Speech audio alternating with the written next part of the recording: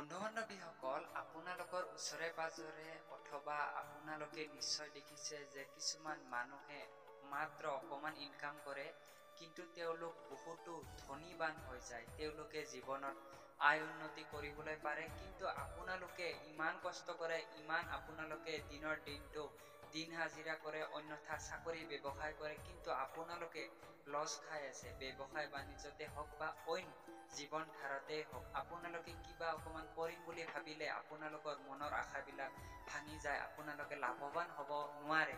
কিন্তু অইন মানুহবিলাকক দেখিলে আপোনালোকৰ লাগে যে তেওঁলোকে কেনেকৈ ধনী হ'বলৈ পাৰিছে, তেওঁলোকে কি কৰে, কি কাৰণে তেওঁলোকে ইমান ইনকামশীল আৰু আমি ইমান দিনক দিনে দৰিদ্ৰ হৈ আছো, আপোনালোকে জানেনে? গতিকে বন্ধু বান্ধৱীসকল, আজি আপোনালোকক এই ভিডিঅ'টোৰ সৈতে জনাম যে আপোনালোকে কেনেকৈ নিজৰ জীৱনত উন্নতি কৰিবলৈ পাৰিব। সাধাৰণ আপোনালোকৰ ঘৰতে আছে সেই বস্তু, আৰু সেই বস্তু আপোনালোকে ডেইলি বেছি নহয়, অকমান তেল যাব, অকমান সিহা যাব, আৰু এই দুটা বস্তুৰ দ্বাৰাই আপোনালোকে জীৱনত উন্নতিশীল কৰিবলৈ পাৰিব। ব্যৱসায়ত লাভ হ'ব, কোনোদিন লোকচান নহয় আপোনালোকৰ। আৰু চাকৰিত আপোনালোকে পাবই, যদিও চাকৰিত লাগি আছে বা অইন কিবা জীৱন ধাৰাই হওক, আপোনালোকে উন্নতিশীল হ'বলৈ পাৰিব। গতিকে বন্ধু বান্ধৱীসকল, তুলসী গছৰ তলত চাকি জ্বলালে কি হয় আপোনালোকে সাধাৰণ কথা বুলি ভাবে, কিন্তু নহয়।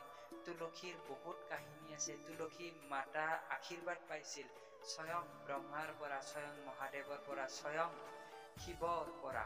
গতিকে আপোনালোকক কওঁ যে এই তুলসী গছৰ তলত আপোনালোকে যদি সদায় প্ৰতিদিনে একগোছিকৈ আপোনালোকে চাকি জ্বলায়, তেতিয়াহ'লে আপোনালোকৰ সকলোবোৰ মনৰ বাঞ্ছা পূৰ্ণ হৈ যাব, কিন্তু আপোনালোকে নাজানে।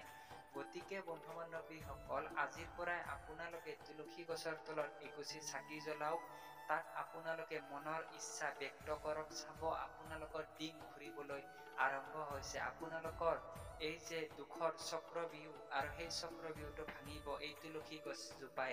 গতিকে আপোনালোকক কওঁ যে তুলসী গছ পূজা পাতবানে ব্যৱহৃত হয়, আৰু সেই কাৰণে আমি তুলসী গছক বহুত মান্যগণ্য দেওঁ। আৰু আপোনালোকক কওঁ যে কোনো এখন পূজা নহয় যদি তাত তুলসী গছ বা তুলসীৰ পানী ছিটিওৱা নহয়। গতিকে বন্ধু বান্ধৱীসকল, তুলসী গছ চাইণ্টিফিকভাৱে, বিজ্ঞানসন্মতভাৱে খুব উপকাৰী, লগতে আমাৰ এষ্ট্ৰলজি সমাজখনলৈও বহুত উন্নতশীল।